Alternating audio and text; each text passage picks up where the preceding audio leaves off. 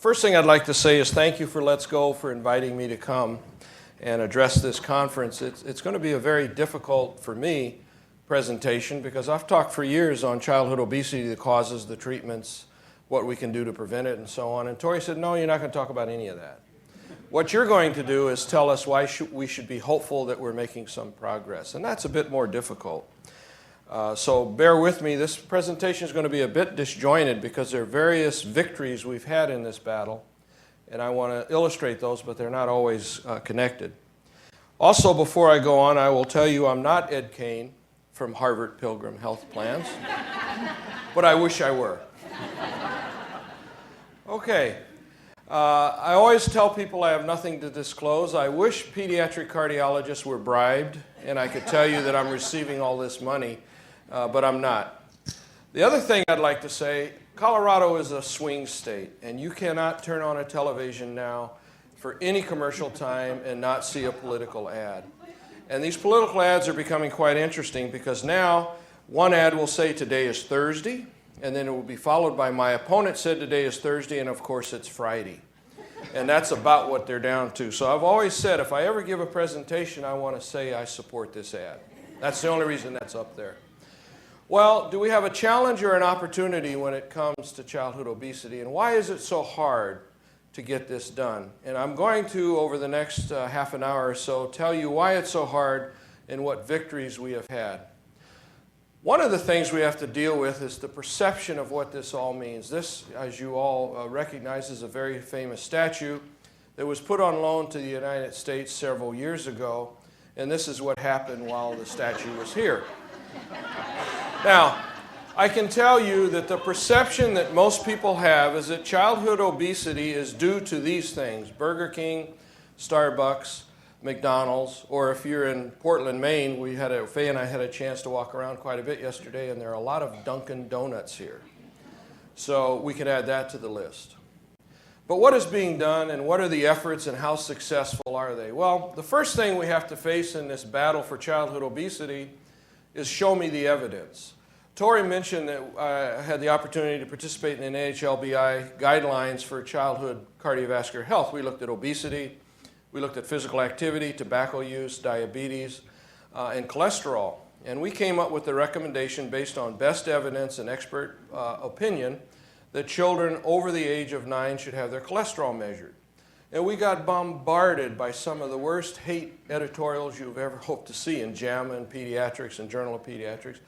And it was all based on what is the evidence. Well, this next few slides, I'm just going to point out to some couple of things about how you can't use evidence-based medicine always to make decisions. This study looked at parachutes. And I don't know how many have seen this before, but parachutes are used to prevent death and major trauma. Okay? What are the systematic controlled trials that say parachutes work? Well, somebody did a meta-analysis and they looked at all the data and they looked at all the studies and they decided there hasn't been any real controlled trials looking at this problem. For those of you who can't read this, it says parachutes reduce the risk of injury after gravitational challenge, but their effectiveness has never been proved in randomized controlled trials. Don't try to read all of this. It simply says there are sinister doctors who believe parachutes might be of value. The parachute industry has earned billions of dollars from multinational corporations selling parachutes. One would hardly expect this vast commercial concern to put their product to a test and then report the results. And of course, if you did support such a trial, since the people who manufacture parachutes are funding the trial, you can't trust the results. So what have we learned? Parachutes are widely used to prevent death. Parachutes are associated with adverse effects if you try to pull it and sometime it doesn't work. Therefore, they're not 100% effective. And there have been a few studies, or a few cases, I should say, where someone has fallen out of a plane, mostly James Bond, but somebody has fallen out of a plane and they haven't died. So parachutes aren't necessarily required 100% of the time. So what does this study contribute? Well, there are no randomized trials. There's no evidence that really parachutes can save lives because that theory hasn't been tested. So individuals who insist that all inventions need to be validated by randomized controlled trials need to come down to earth with a thud. Now, the reason I'm saying all of that is that there will never, ever, ever be a study that shows if you put kids and you test their cholesterol values at age 9, that they're going to live when they're 70 or 80 years of age longer. That's just not going to happen. But intuitively, we know that testing cholesterol, not treating, notice the recommendation did not say everybody goes on medication, which is what the critics believed we said. All we said is that you should know what your cholesterol is so you could be encouraged to go on a low-fat, low cholesterol diet and exercise more. That's all the recommendations have said. But that's how we were attacked. The other challenge we have in this childhood obesity is that people like to treat this as if it were tobacco or drinking or seat belts and the rest. And here's the difference. When we attacked tobacco use, which we all support, I assume, we said you either smoke or you don't, right? There's no middle ground there. Either you use cigarettes or you don't use cigarettes. Here we're saying obesity is caused, as you'll learn in a minute, by a lot of different things. And it's not just are you obese or are you not. It's more complex than that. Furthermore, no one, when they were fighting tobacco, said all cancer will go away. What they said is lung cancer rates will go down significantly. But when we fight obesity, someone's going to stand in the back and say, show me that I will live and not die if I'm not obese. There's a huge difference there. Same with seatbelts. Either you wear seatbelts or you don't. But no one said if you wear a seatbelt, it is impossible to die in a car accident. That is not what's being said. So these things are quite a bit different, in my view, than obesity is. We're dealing with the perfect storm. What I mean by that, we've had limited success because we cannot treat all the causes. We don't know all the causes of childhood obesity. But we do know it's due to the accumulation of constant positive energy, we eat too much, over great ease. Quick example. If we were to tell a child who says, I want to go and get some French fries at the fast food restaurant. You said, okay, this is what we're going to do. We're going to give you a potato peeler. You have to peel your potato. You have to cut it up. You have to heat the oil. You have to fry your own potatoes. Then you have to clean up your mess. And then you get to eat the French fries. How many kids would demand French fries every waking day? Very, very few. We've made it too easy. So I believe when you find out how far you can go, you have probably gone too far. And it's like falling off a bridge. Are we going to catch those after they fall, that is, the obese individual, or are we going to stop them from jumping? And so here we are. We're on this train. Do you want to be at the end of this train, i.e. you're obese, or do you want to be at the beginning of the train where you may be able to prevent this? This is the challenge we're facing.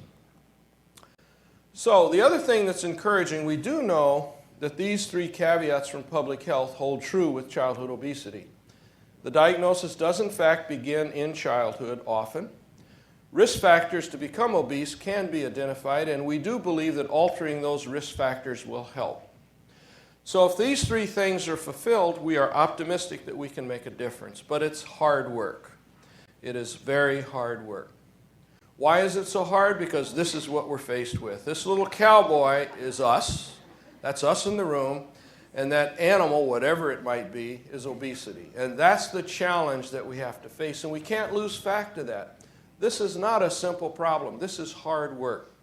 But what do we know? Well, we know that our children live in what I call, and others have called, an obesogenic environment. What do we mean by that? Look at all of these bullet points. Every single one of these plays a role in childhood obesity.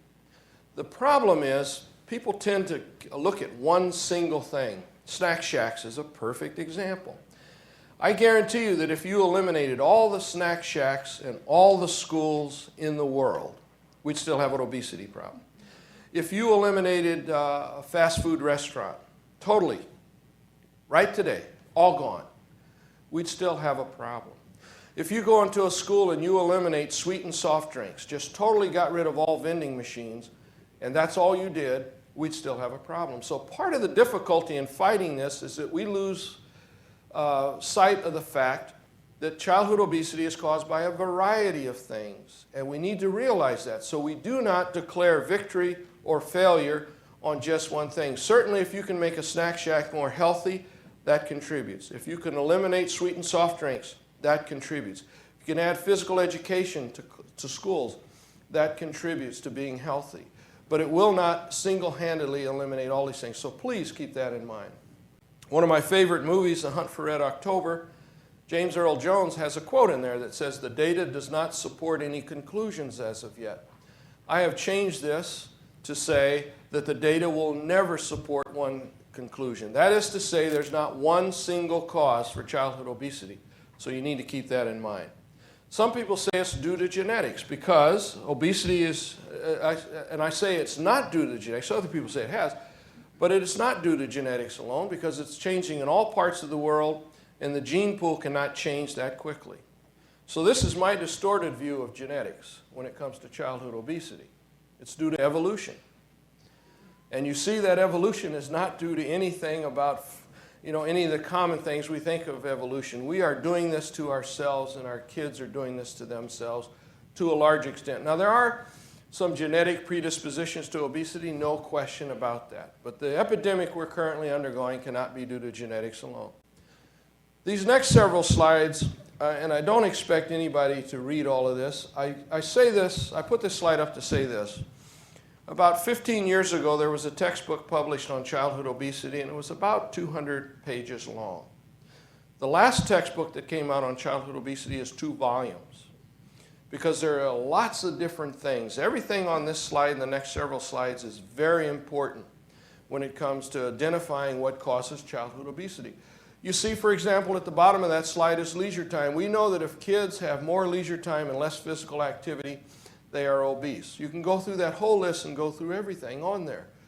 But again, in an obesogenic environment, you have to deal with each and every one of those.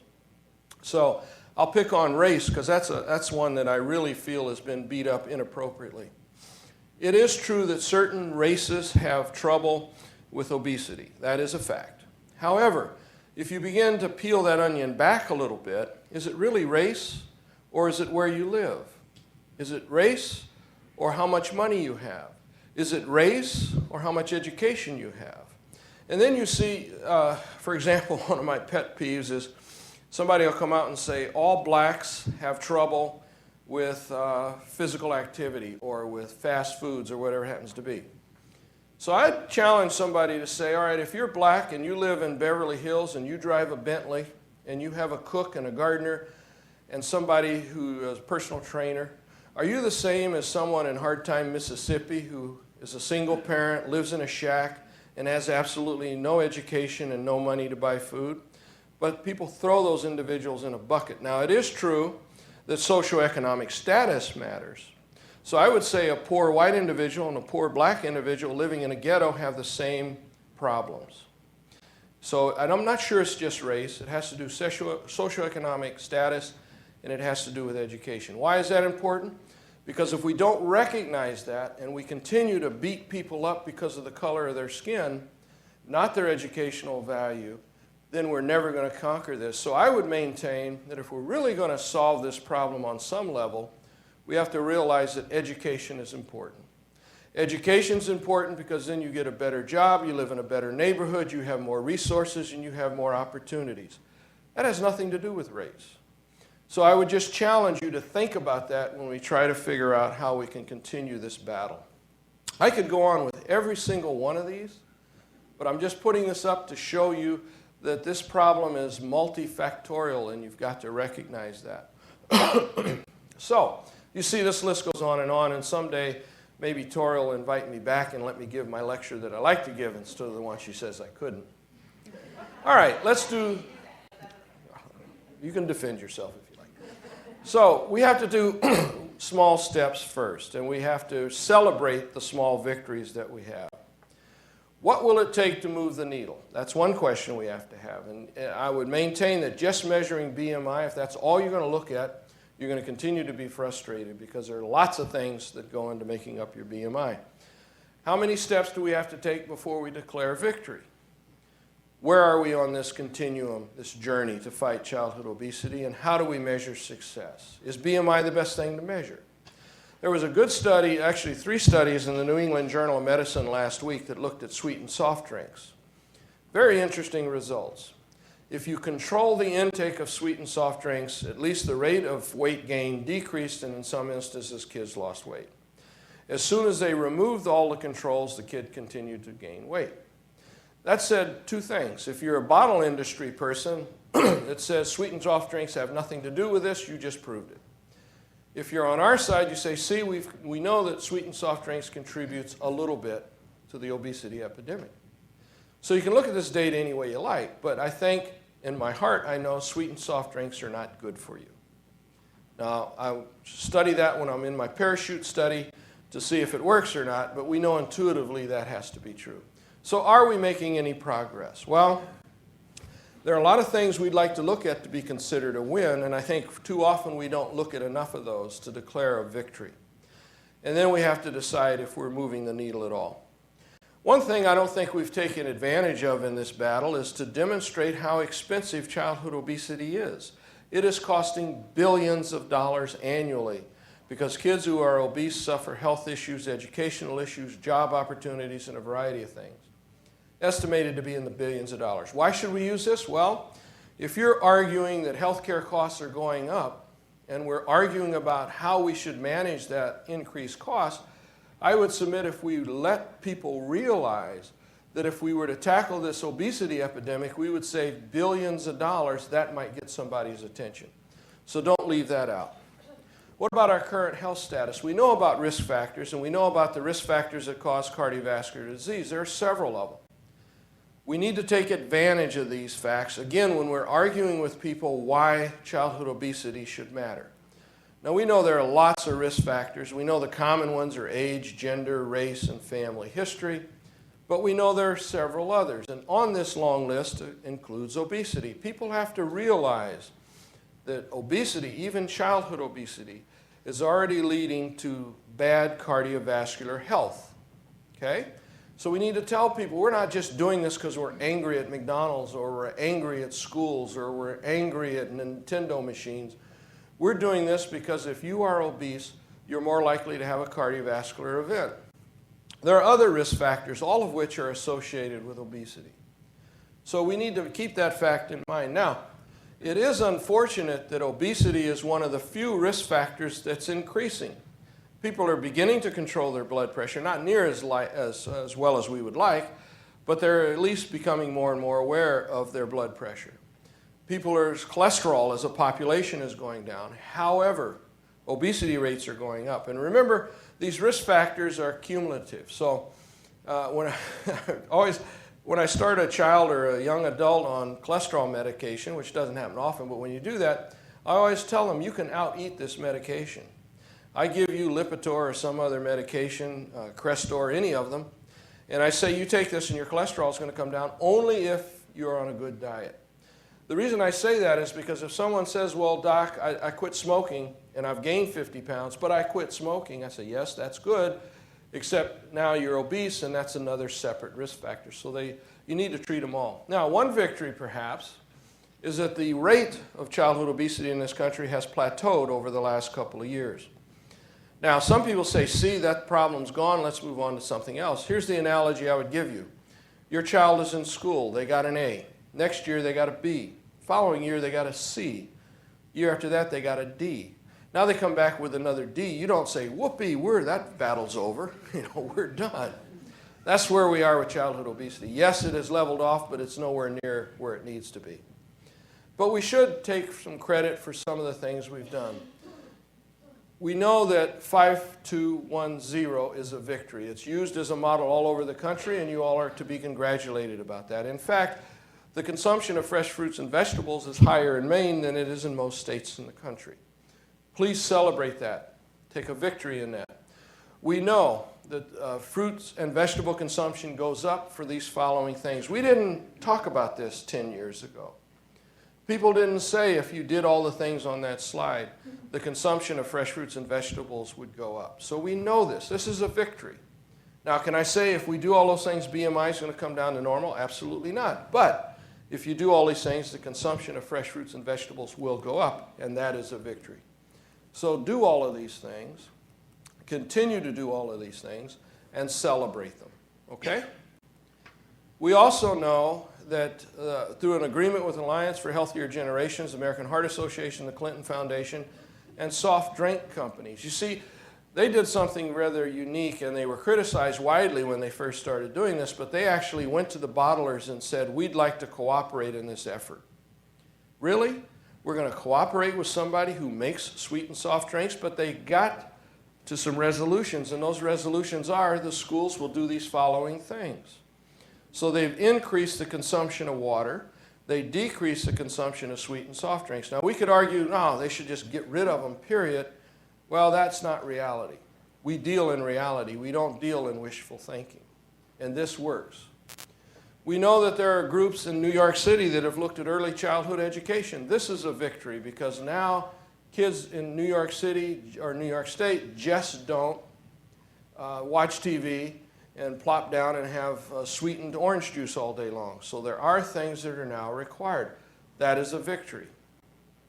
We know that Walt Disney decided at Disney World and Disneyland to embark on a new program that has the snacks there healthier.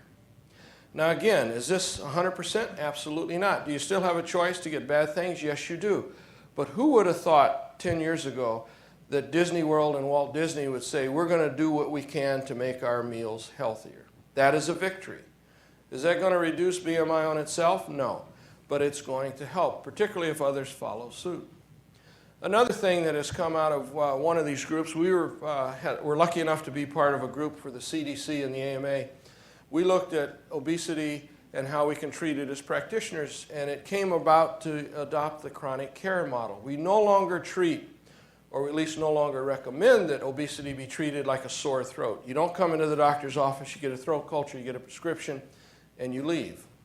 That's the way we used to counsel obesity. You're going to learn today about motivational interviewing and some other techniques that some of you are very familiar with. That's because we know if we treat childhood obesity like the chronic care model, we treat these kids as if they had cancer, not as if they had a sore throat. So you get multiple people, multiple disciplines simultaneously involved in the treatment.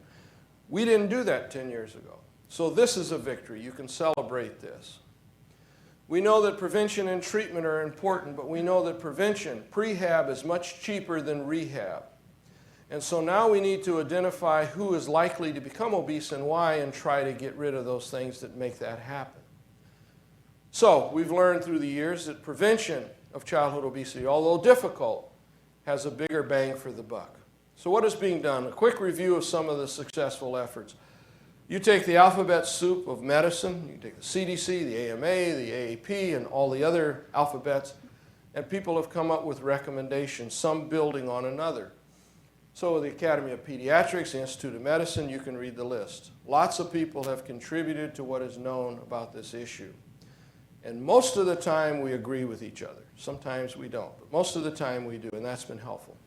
Institute of Medicine came out with their first report in 2004. They had a revision of this recently, but I chose not to change that because the basic things that they came up with several years ago still work.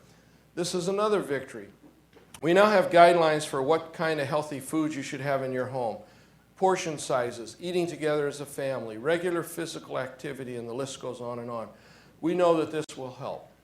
We know that healthy communities are important. If you can't have a place to go play that's safe, if you can't have a playground that is safe, if you can't have activities that are good for all kids, gender neutral. So if you're a girl, and girls, you poor girls have fewer role models than boys do, and you have fewer opportunities, particularly as you get older. Those are things we need to work on, but we do know that healthy communities work.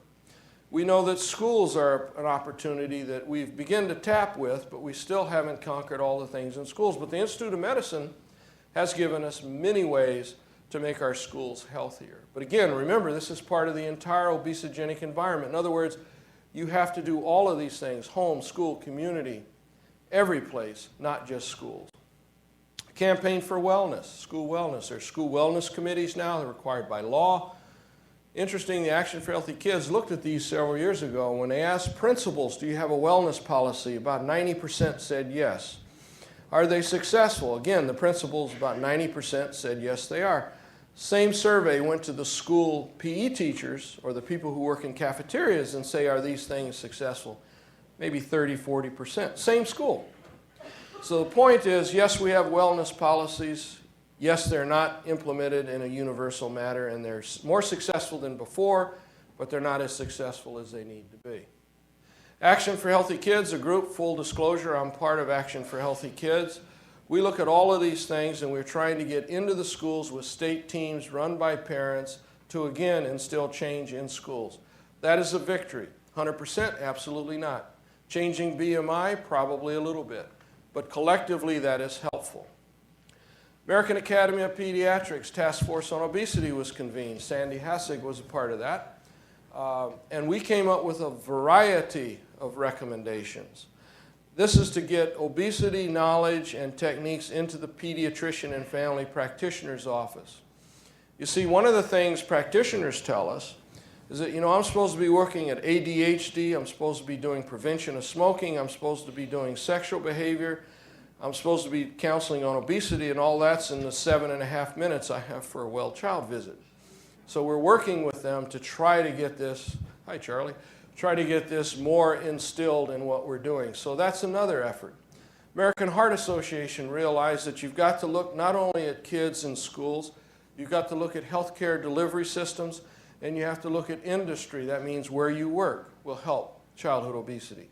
So again, this is yet a different organization that is looking at how they can do this.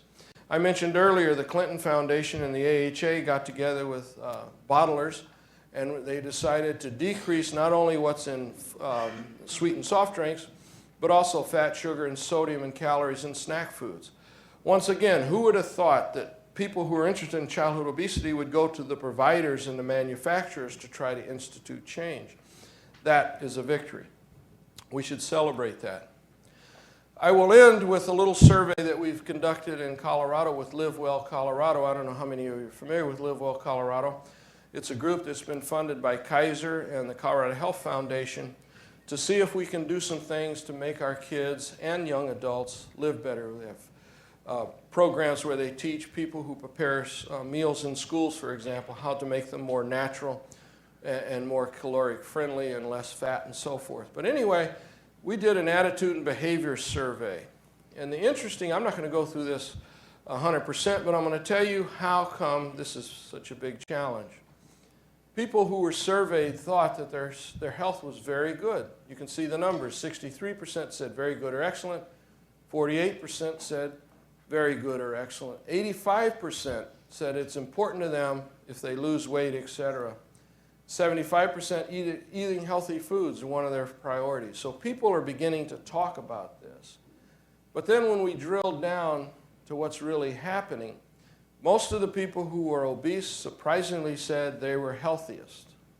Interesting. People who are overweight or obese said that they were healthy. They also said that they're trying to lose weight. So a lot of people are becoming interested in it. We use this information, actually, Live Well Colorado did, to make commercials.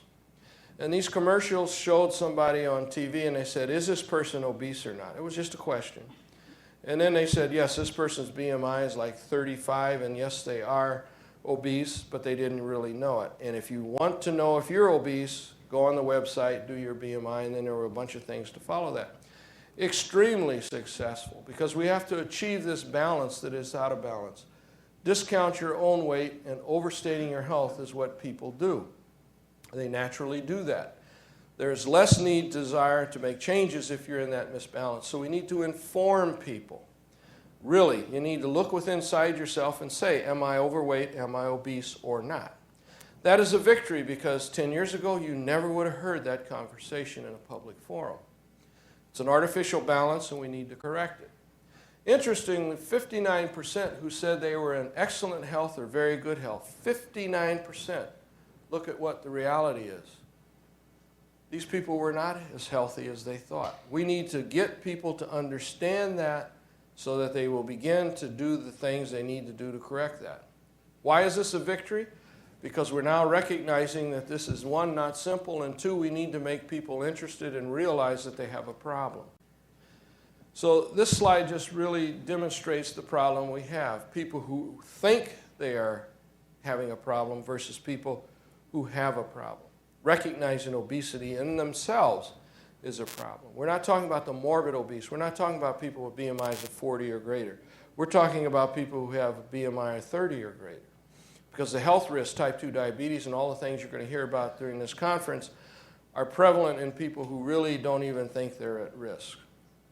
So what do we do? How can we reconcile this problem? Well, you see here, people in Colorado, even though they think they're healthier, by the way, we are still the leanest state in the country. We take pride in that. But we're also, interesting, when you say that Colorado is the leanest state in the union, that's pretty impressive. If you look at the average BMI in Colorado now compared to 20 years ago, if you take the BMI of Colorado citizens and put it on a graph from 20 years ago, we would be the heaviest state in the union. So even though we are trailing everybody, we're still going up at a rate that is alarming. So I just put that disclaimer in. But we're still the leanest state in the country. But you can see we still have lots of room to eat more fruits and vegetables and get more physical activity. So it's even harder in Colorado where people say, you told us we were the leanest, therefore we have no problem. I say, yes, but actually childhood obesity is growing in Colorado at a rate higher than the rest of the country. So we are going to catch up. So there is a difficulty, and we belabored this point, but there is a difficulty in people who have the problem recognizing they have the problem. I believe this kind of information would be exportable to the entire country. So people really have to realize there is a problem. Why is this a victory? Well, we now understand that we've done a very poor job of letting people know who the obese people are. Because the average person thinks if you're not 300, 400 pounds, this doesn't apply to me. And what we're saying is that we now have data to show, yes, it does, and we have to do a better job of getting that message out. So that is a victory in and of itself. How are we going to make this relevant? Well, we know most people are concerned about their own health. After they went through this commercial, more people were aware they had a problem, and even more people were aware that they shouldn't have their kids have this problem. So I think it has made some progress. Now, the final thing I'd like to leave with you is there should be a messenger for this message. And what the data in Live Well, Colorado has shown is that there are a group of people who we're going to mobilize to deliver this message, and it is the mothers. Moms make most health decisions. They buy the groceries. They tell their husbands what to do. They tell their kids what to do. They make decisions for Harvard Pilgrim Health Plan. See, I get this in here. But seriously, mothers are the ones that we need to target. Why should moms carry the message? Because they have the most influence in healthcare decisions. They buy the groceries, they make the decisions, and they are the most concerned about their child's weight, even more than their fathers of the children. So this is a victory because it gives us a new idea of how to yet again approach this problem. So that's what we're going to do. So mothers should be the hub of this network, at least for part of the message. Okay? Now, there's some more wins in the battle. F is in fat came out. For those of you who aren't familiar with it, this report comes out every year. It's usually sobering. It's a very long document, and I take time to read it every year. But Tori told me I had to look at the good news in it, not the bad news, so here's the good news.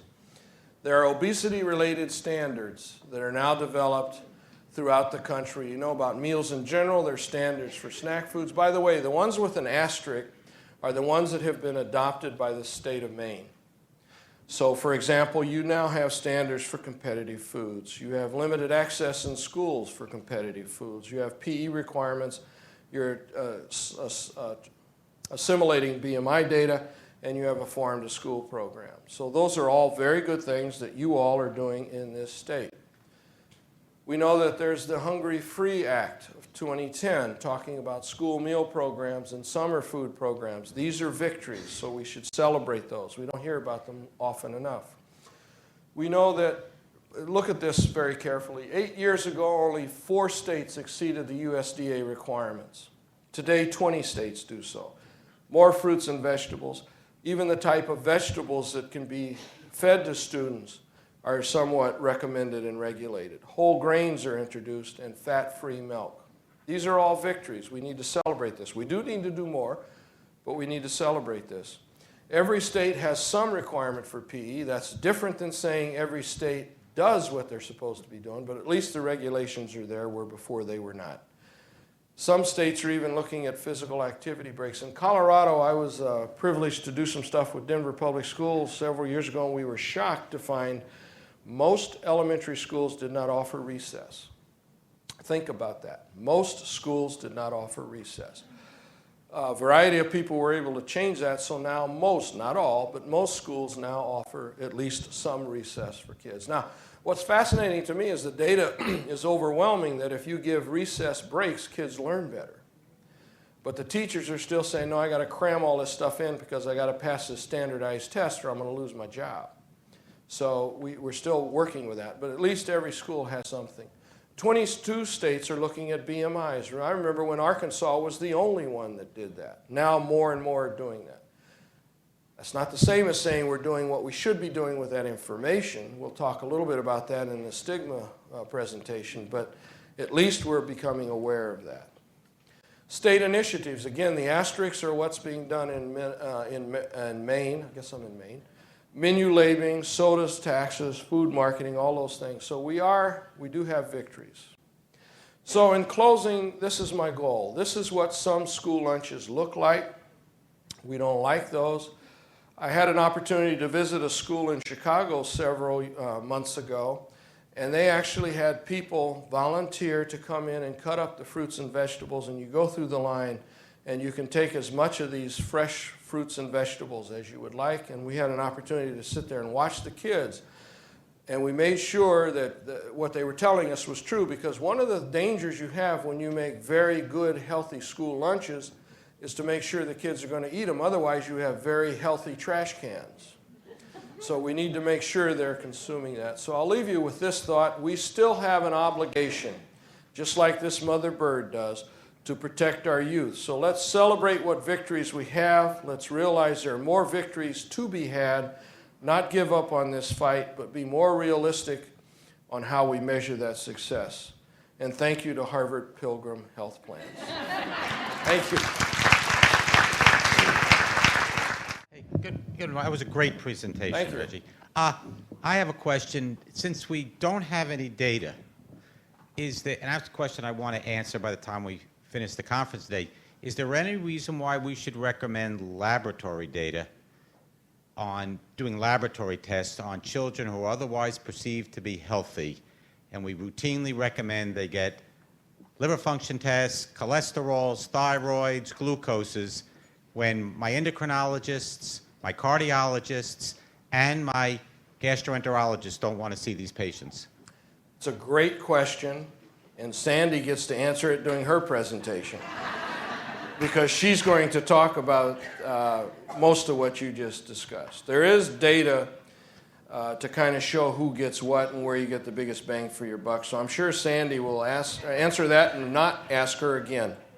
It is an important question. I'm not belittling that. Okay. Other questions? You have to go to the mic, though. I can talk really loud. I still have to hear it. And when you guys go to the mic, just introduce yourself so that... That's Donna Ames. My name is Donna Ames, and now I can't see you anymore. I'm coming. Here I come. Here we go. Somehow I like to see who I'm talking to. I was wondering if you could give us a little more information about how you are recruiting moms in Colorado. Good question. The first phase of the study was to identify who are the messengers, who are the agents, change agents, who can be helpful in this effort. We now are targeting the commercials, the next round of commercials after the political season when they become more affordable, to really attack mothers directly and appeal to them. Now, we don't know if that's going to work or not, but we do believe it will. Now, the question is, and the more basic question, I think, behind your question is, what do you do? You know, the mom who is interested is going to pick this right up and run with it. But we've all seen the mothers who are, you know, you go in the office and they're like this. And you say, good morning, yes.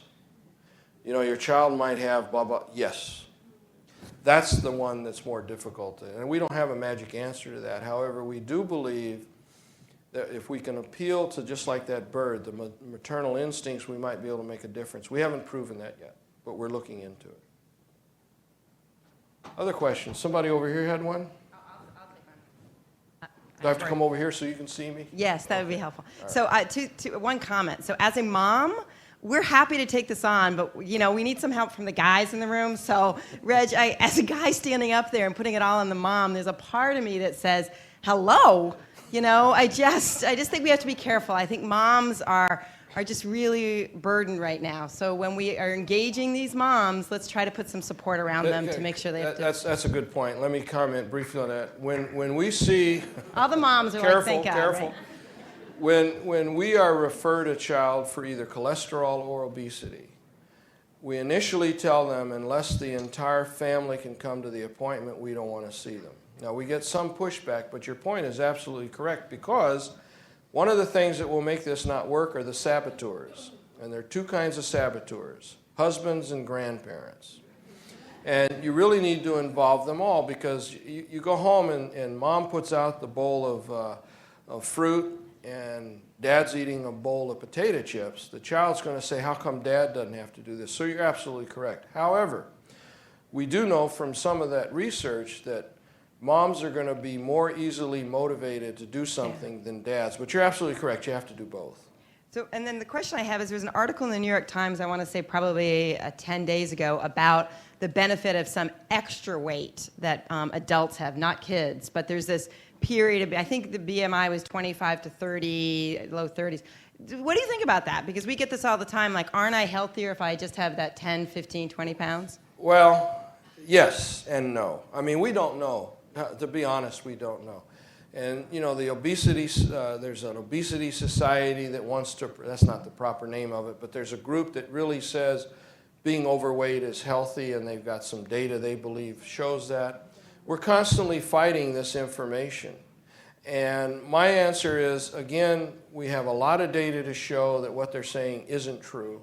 They might have a modicum of data that says it is. And you just have to balance that. But the problem, Tori, is we're facing that all day long. People are saying you're exaggerating, you're making this up, and all the rest. I have a slide I didn't bring because you didn't let me, that shows the average coffin 30, 40 years ago and the average coffin today. They're actually larger. We know that they're making hospital beds stronger. We know even airplanes are making airplane seats stronger. And they're weighing the average weight. Some people don't realize some of this, but when you're on a commercial airline, they average weight of all the passengers, and they compute all their data on how they're going to fly and all that based on that. They've changed all those standards because we're all weighing more. So people can say what they want about how good this is. The only people that I think are really celebrating are the undertakers, because they're still making money off of us. Other questions? Hi, my name's Alan Brown, and Dr. Washington, thank you for a great talk. Thank you. I'd like to go back to the moms again, and because I think that they are the pressure point for the kids. And there's a lady in Columbus, Ohio, and you can look up her organization called The Last Ones Chosen. But her organization is motivating the moms. Now, the reason I mention this is you need to look Jackie Downey's work up.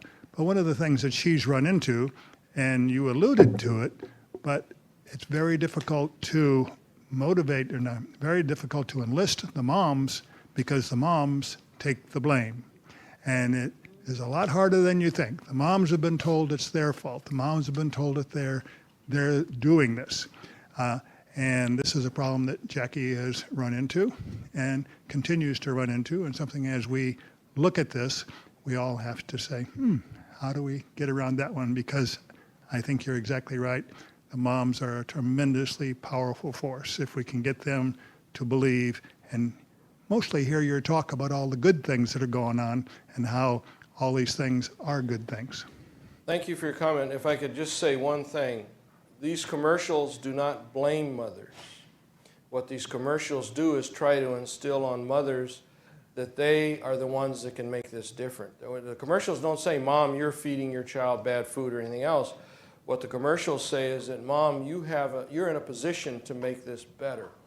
The other thing I'll quickly add about moms, any of you that are in a clinical practice know that most young ladies, not all, most young ladies do not learn how to cook. So we make that assumption, go home and fix fresh fruits and vegetables. There are a lot of moms out there that wouldn't know how to do that.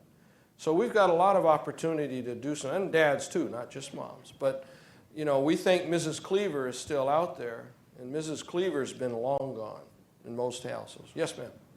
Hi, my name is Sarah. Oh, somebody said most people don't know who Mrs. Cleaver is. Who doesn't know who Mrs. Cleaver is? They're good. Everybody's lying. They do. There you go. Yes, sir. You're old enough to know her.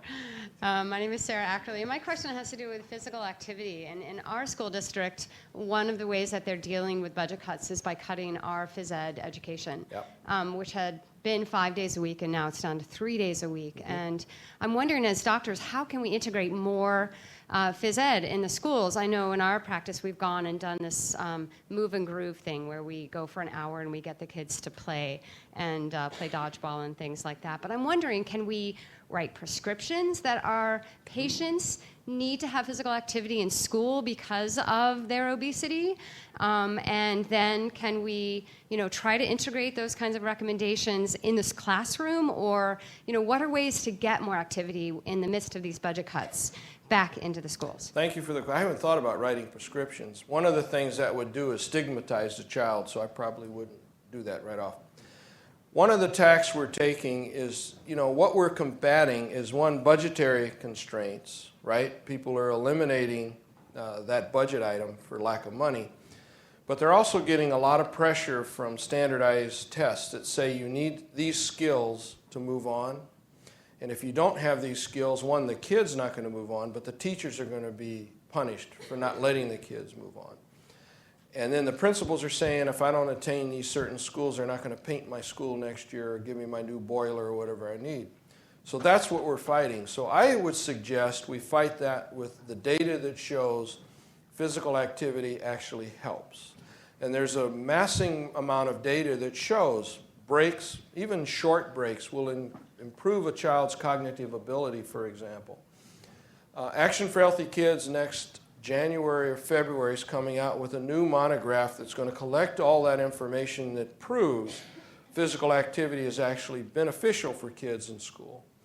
So my tack is to take that information to the schools and say, your scores are actually going to get better if you include physical activity in your daily schools. I don't know if that'll work or not, but we've got to counter their arguments, which are it's expensive and we've got to make these kids pass the test. Well, we can say it doesn't have to be expensive, and your kids are more likely to pass the test if they have physical activity. And oh, by the way, their health benefits as well. It's a tough problem, but we've got to counter their logic with our logic, I think. Yes? Hi, Barb Zinn from Colorado. Leanest state in the country. Thanks to Harvard Pilgrim health plans. Well, I think the western part of the state, we might be competing with some other states. But my question is there a better method of looking at obesity in these preschool kids than BMI? Because we have been measuring our kids, and our computer plots it out, and our heights aren't the most accurate in those squirmy kids, and then the way you look at the graph, it narrows so much that even measuring an eighth of an inch difference makes a big difference. I don't know that there's anything better, Barbara, but here's the issue. That data, the BMI graphs, are from the CDC based on data that was amassed several years ago. And the data set that contributes to all that is somewhat limited. But it's the best we have. Now, some people think waist circumference is more accurate, and there's some data to show waist circumference may be more accurate in predicting who has type 2 diabetes or not. But I don't think there's going to be anything anytime soon better than BMI. I think we're stuck with it. The real thing you want to measure, though, is the change over time. If you start jumping percentiles, that's probably more important than what your absolute BMI is. Yes, over here. Hi, thanks for your wonderful talk before. I'm Steve Blumenthal. I'm a pediatrician in the Portland area. And I think that many of the things that we look at, all these factors, we're kind of getting to families too late, including the moms too late. It was brought home to me recently because I saw, for the first time, a new mom with a 2-month-old baby in my office. And when I told her that when the baby's eyes are open, the TV should be off, she looked at me like I was from outer space. I routinely talk about that on day one in the hospital. And to undo the habits that people have, whether it's eating habits, TV watching habits, reading habits, etc., to try to undo it is far more difficult. And I think I have a lot more success at preventing obesity with what I do than treating it. Once they're obese, it's so much harder. So I think a lot of these things should be started much earlier than they are. And one of the unique things about being a pediatrician is that I have access to families very early. And I think if pediatricians are brought into the mix to really make a difference, a concerted effort to affect lifestyle choices of young families, we could make a much bigger difference. Thank you. Yeah, I would just say prehab is much cheaper than rehab. That's very true. Do we have to stop? Okay. One more question, Reggie. And okay, so officially I'm Ron Feinstein. I'm from the North Shore Long Island Jewish healthcare system, which is basically trying to take over all of New York. It is now the largest employer on Long Island. It has bought up, I think, 15 hospitals stretching from Manhattan out to aiming to get to the tip of Long Island. And so we are trying to compete with Kaiser and Harvard Pilgrim health system. But I'm also defending fathers here. And I'd like to really touch on something, because I need some help. First of all, I'm not sure what you offered for breakfast. I don't know what all those little nuts are in the thing. And I did mention that once, but not to you guys, but the changes of who orders breakfast in meetings over 20 years or 30 years has changed from bacon and eggs to granola, which I thought was a nut at one time. But what I do challenge, I want to ask, because this group here is going to help me, because I'm starting the health initiative for the whole healthcare system, is, for instance, physical activity. Someone just raised the issue to me, how am I going to get 13 to 17-year-olds in high school, girls particularly, to participate in intensive physical activity at 9 o'clock in the morning? I'd like to hear anybody who's done it successfully. Boys can do it because they don't care if they take a shower and clean up. They could just put their clothes back on and everything else. How is anybody successfully getting 13 to 17-year-old girls in PE classes successful to sweat? I need help on that one. If someone during the conference, maybe Dr. Hasnick can answer that one question. And the only reason, I've known Reggie for years, the reason I asked him that question is he was on the expert panel, and I think you were also on the new Heart Association panel for cholesterol that just is getting beat up again all those years later. So that's the reason I asked the first question. Let me, and this will probably be the last comment, but when we looked briefly at why girls don't exercise, you're absolutely correct, by the way, that girls are very unlikely to actively participate.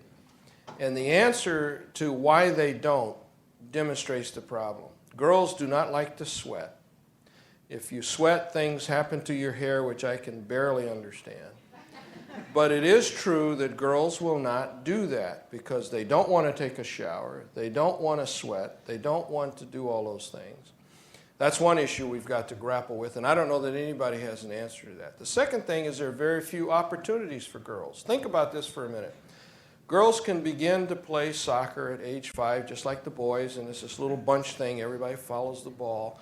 Nobody actually is playing soccer. They're just doing this. But then when they get to be about 7 or 8, we divide them, competitive versus non-competitive. What's non-competitive? That's code name for losers. And after a couple of years of that, they drop off and do nothing. So do the boys, but girls do it much more rapidly than the boys. And the sad thing is they don't pick that up again. So girls are up against it. The third thing is hair, bunch ball. Third thing is there are very few female role models for physical activity. It helps when the Olympics come around. But as soon as the Olympics go away, girls become very sedentary again. You're absolutely correct. That is a problem. That is not a victory. I didn't put that up as a victory. But we do have to realize what you just said is very true. How can we get girls more physically active? That we don't mess up their hair, and that they do have role models to teach them how to do that. And we create recreational sports for girls where you don't have to be a superstar to participate. That is a challenge, and I assume when we meet again, you'll have the answer. Thank you all very much for your attention, and I hope you have a great conference.